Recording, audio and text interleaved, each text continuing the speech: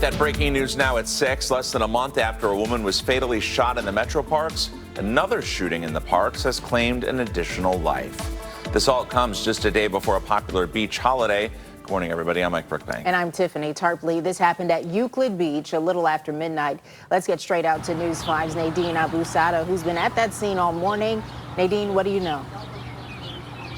Good morning, guys. What we know is one person is dead and another is injured, and you can tell behind me that investigation is still ongoing. I'm going to step to the side. We're off of Lakeshore Boulevard at where you would usually enter Euclid Beach, but as you can see, they've blocked off that entrance. And from where he's standing, you see a gentleman standing there. In front of him is an evidence marker. I want you guys to get an idea of how large this scene is. It's from that evidence marker down to the pier, also to the adjacent apartment complex. That's how far this scene is spanning and that they're investigating. But let's talk about the facts that we know. Take a look at this video. This is from our overnight news tracker from actually behind that apartment complex in that area, showing you officers, again, surveying that scene. They tell us that it was around 12:40 that Metroparks Police received reports about a group gathered on the beach, followed by gunfire. The chief says that group is from the ages of 18 to 25 years old, and it's unclear why they were there. They say they're currently interviewing a group of 6 to 8 witnesses, and in the last 10 minutes, we actually watched vehicles leave the area that appeared to be some of those witnesses.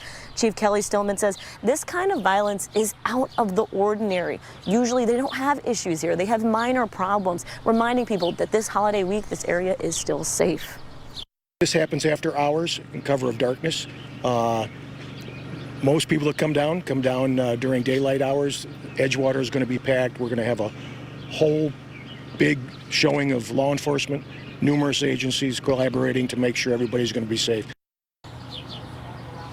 Now, as I mentioned earlier, one man is dead and another injured. The individual that died is a 20-year-old male. He was transported to the hospital where he later lost his life. Now, for the other male, they say it was a self-transport. But as you heard the chief talk about, at the beach, they usually don't have issues like this, especially this week. It is a safe area. But let's talk about the hours. The beach usually opens at 6 a.m. And as you can see behind me, it's not going to be the case today because that investigation is still ongoing. And they say that when people are here after hours, they're usually cited in situations like this one. There are probably some citations that they're going to be writing. And then later today, on top of it all, they will be holding a 10 a.m. press conference that was pre-planned to talk about the safety during holiday week, specifically at the Metroparks. Guys, a lot of information to be taking in this morning, but don't worry, we're still gathering as we learn more and more about what exactly took place on that beach around 12:40 overnight. And we're going to be checking in with you here throughout the hour on Good Morning Cleveland. Nadine, thank you.